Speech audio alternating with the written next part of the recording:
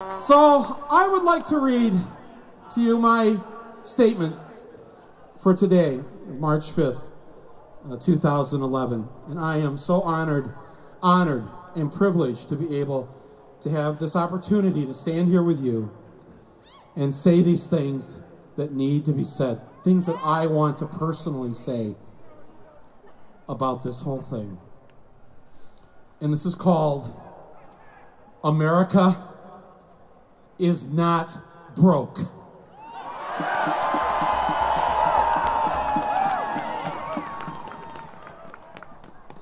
And that's right, neither is Wisconsin.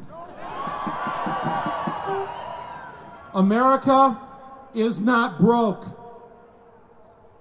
Contrary to what those in power would like you to believe, so that you'll give up your pension, cut your wages, and settle for the life your great-grandparents had, America is not broke.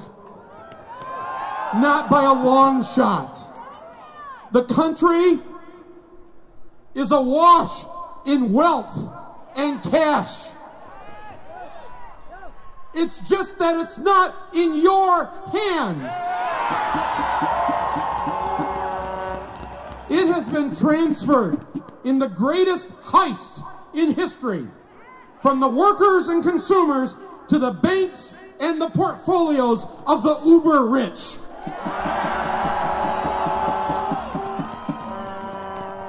Right now, this afternoon, just 400 Americans, 400, have more wealth than half of all Americans combined. Let me say that again. And please, someone in the mainstream media, just repeat this fact once.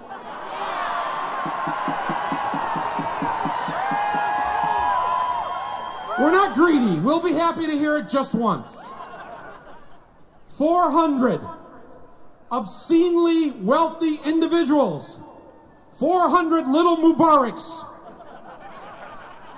Most of whom benefited in some way from the multi-trillion-dollar taxpayer bailout of 2008, now have more cash, stock, and property than the assets of 155 million Americans combined.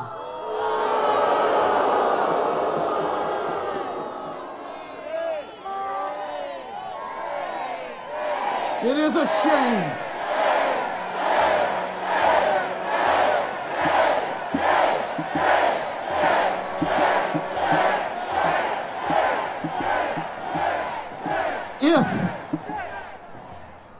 If you can't bring yourself to call that a financial coup d'etat, then you are simply not being honest with what you know in your heart to be true. But I can see why people don't want to even think about this. For us to admit that we have let a small group of men abscond with and hoard the bulk of the wealth that runs our economy would mean that we'd have to accept the humiliating acknowledgement that we have indeed surrendered our precious democracy to the moneyed elite. Wall Street, the banks, and the Fortune 500 now run this republic.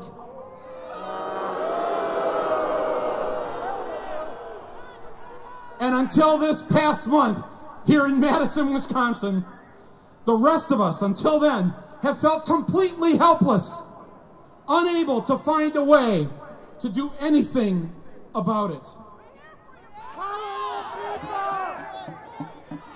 Now, just like your soon-to-be ex-governor,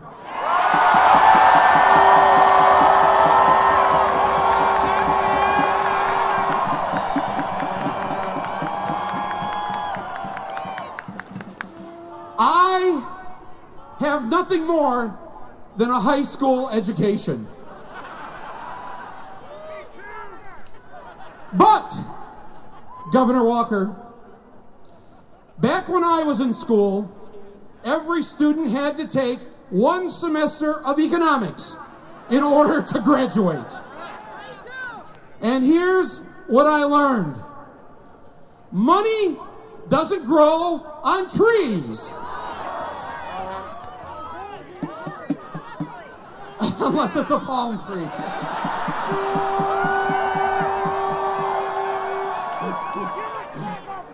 It grows when we make things. It grows when we have good jobs with good wages that we use to buy the things we need. And guess what? That creates more jobs.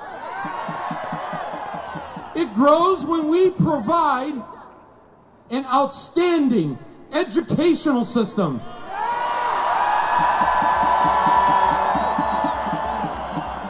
An educational system that then grows a new generation of inventors, entrepreneurs, artists, scientists, thinkers, the people who will come up with the next great idea for this planet.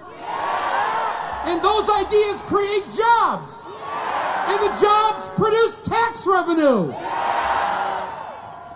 But the few who have the most money don't want to pay their fair share of the taxes. They'd rather invest it in a gambling casino known as Wall Street, betting for or against the stock market or against your home mortgage. And the entire population suffers because that wealth has been removed from circulation. What's so cynical about this is that the very people who don't pay their taxes crashed our economic system. They created the unemployment, which has caused less tax revenue. And states like Wisconsin have ended up with a so-called budget crisis. But Wisconsin is not broke. It's one of the 3 biggest lies of the last decade. What are the 3 biggest lies? Let's repeat them. Number 1, Wisconsin is broke. Number 2, there's weapons of mass destruction in Iraq. And number 3, the Packers need Favre in order to win the Super Bowl.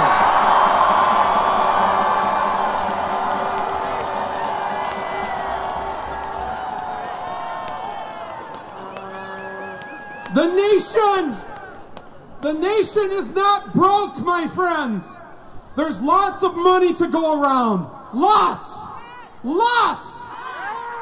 It's just that those in charge have diverted that wealth into a deep well that sits on their well-guarded estates. They know that they have committed crimes to make this happen.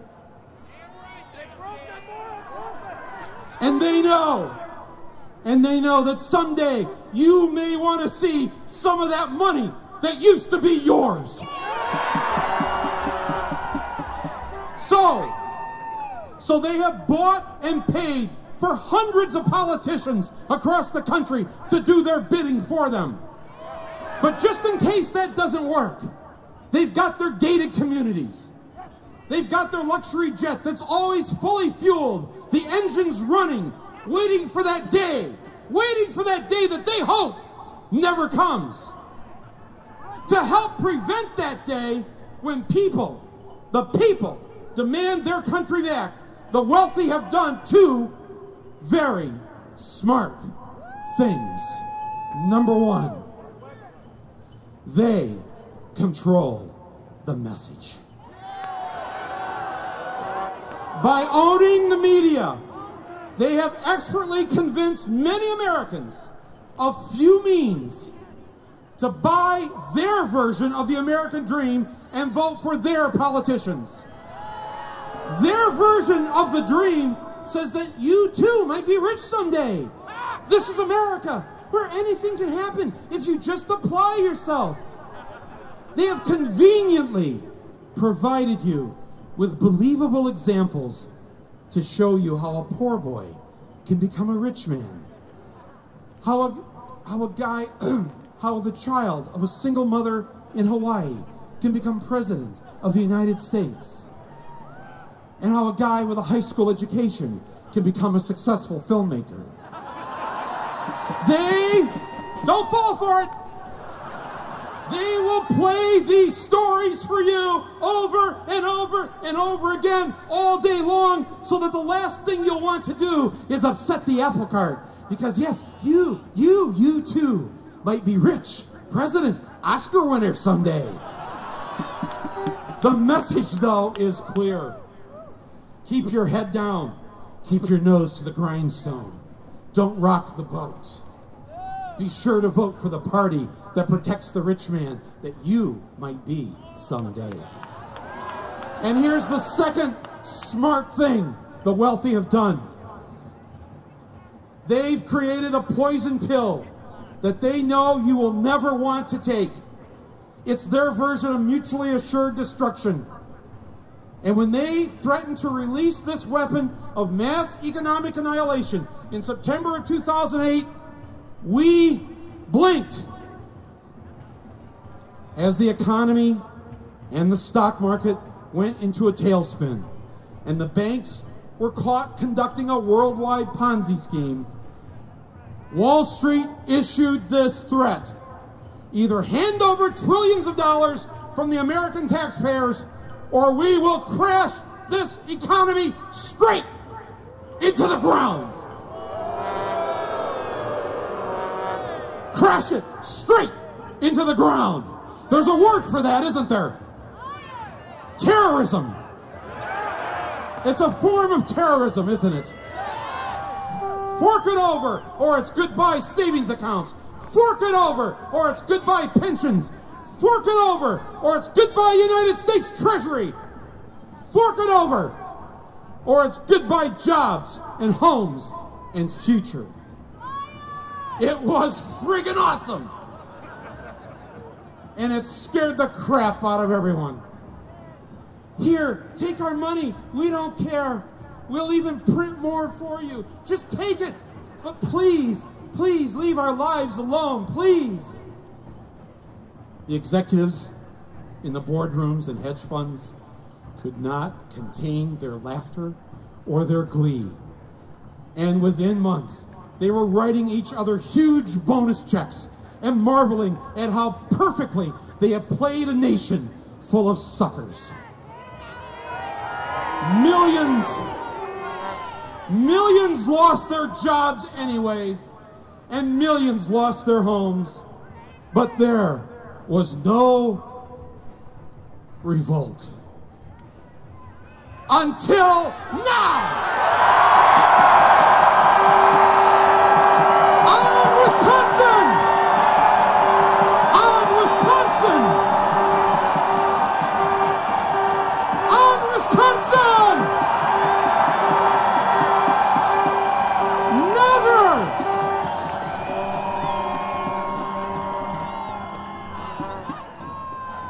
Never has a Michigander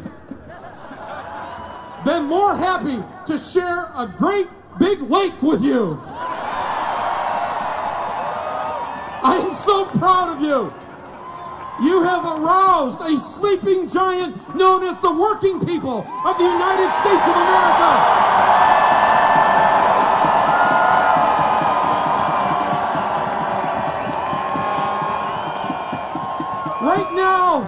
Right now, the earth is shaking and the ground is shifting under the feet of those who are in charge. Your message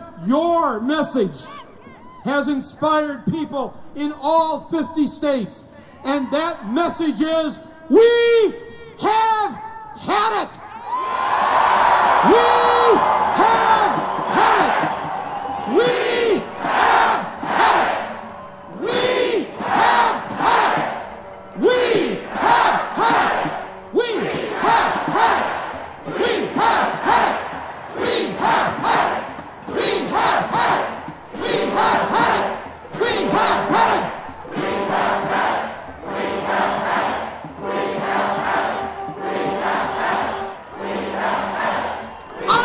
Madison!